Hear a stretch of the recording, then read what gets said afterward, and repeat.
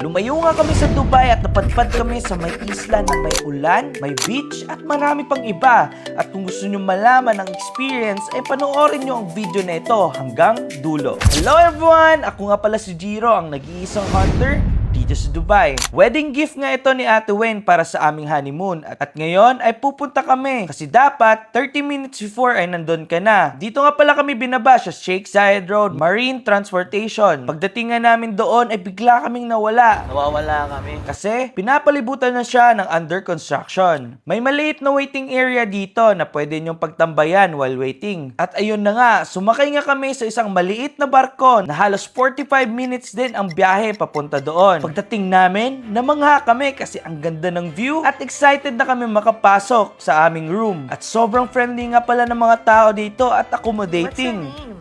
My name is Roshan. Roshan. Welcome to Wokoman. Thank you. Ito nga palang room namin, very aesthetic siya. Malaki din ang space ng studio. Maganda yung cabinets at higit sa lahat. Welcome sa aming higaan! Sapatos mo. Hindi siya dito, may cabinet, may upuan. At tapos, ganito ka-aesthetic at ganito kaganda ang ating higaan. Ito, isa sa mga pinakamaganda. Grabe, sobrang creative. Guys, tingnan Hala, mo. makita mo pala ako pag naliligo. Hindi, nakano siya. Ay, Ganito hindi siya. pwedeng tanggalin yan. Baka may automatic to. May mga ganun na yun eh. Ito kalaki tapos tignan mo ba dito?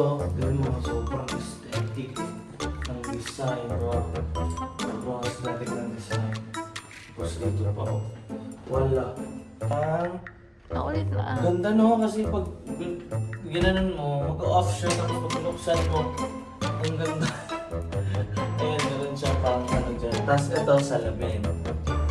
Tapos, kapag gusto mo mag-shower, ayan, pwede mo pindutin yung ilaw niya. Hindi mo siya control. Ito naman pang lahatan. Ito naman. Ano ba to? Pang ano yan, pang maglinis. dito Gagiinan mo baka- sila. Baka pumunta yun dito sa the balcony. Woo! A few moments later. Tigas. Alright.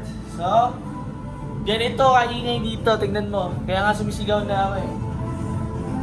So, ayan. Ganito. May sarili kang balcony. Pwede ka na umiga-higa dito. Tapos manood ka ng show nila. Kasi may mga show sila dito. At mga pinapakita ng mga... Later. Yeah, later. So, ganyan. May makikita ang mga tao dyan. Tapos dito, upo tayo dito, Fabio. Nagulat din kami kasi may binigay na cake sa aming room. At ito nga palang nakalagay, Happy Honeymoon. Kaya thank you so much for the beautiful cake. Hi guys, so my husband just left. Last pa din mainit pa naman sa labas, so gising ko na siya around 3 p.m. maybe. Kasi ang ganda sa labas, like kailangan namin ma-discover yung mga places dito. Una namin pinuntahan ay ang pool nila. After noon, ang beach nila para magpa-picture at lahat dito ay kumpleto. Ito. So, maabutan namin tong 5:30 sunset show. Tapos, 8 p.m. na dinner show. Ito bukas na to, breakfast show with rain. Ito sa Raining Street daw. So, hanapin natin yung Raining Street. Yep, let's go. May ulan, restaurant, club, resto bar, at island hopping. Sa lawak ba naman nito, hindi talaga namin matatapos ang isang araw. Medyo may kamahalan ng mga food nila at mga damit nila. Kaya make sure na magdala kayo. Sa amin kasi, hindi ako nakapagdala ng swimming shorts. At hindi din kami nakapag-prepare ng food namin. Pero don't worry, tuturo ko sa inyo kung paano kami nakamura sa pagkain namin. Bumili nga muna kami ng shorts. Simon discount. I will make a discount for you. Is it okay? I record? This one is okay? Yeah. Yeah. It's fit me. Alright. Okay, I'm gonna buy this one, guys. Yeah, you can try. It's good? Oh yeah, it's good. At sobrang mahal talaga. It's not a collaboration, guys, ha. So, kapag pupunta kayo dito, guys, dapat may mga dala kayo. Kasi sobrang mahal ng mga mga pagkain nila dito. Like kanina, nakita namin 300 per head. Pero meron naman sigurong mura na area. Ngayon hahanapin natin. Kaya naman pala mahal ang short. Nag-iiba pala pag nabasa. Saan nga tayo? Dito tayo sa loob. Dito tayo sa loob. Diyan yung ano natin. Malawak pala siya. So guys, di namin to kayang ikutin guys. Kayo na lang mag-adventure kung pupunta kayo dito.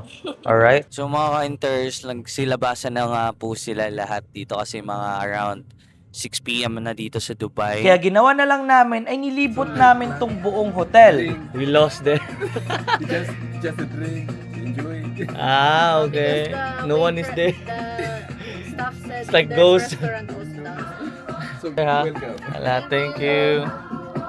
Oh, thank God kasi wala pala talaga. Wala tayong ma-hunt guys. At ito lang talaga ang pinakamura sa room mismo mag-order. At ang ginastos namin ay 100 plus dirhams lang. Nagtambay kami sa balcony at doon na kami kumain. In-enjoy namin yung view at habang nanonood kami ng movie. At yun lang muna mga ka-hunters. Hanggang sa muli, paalam!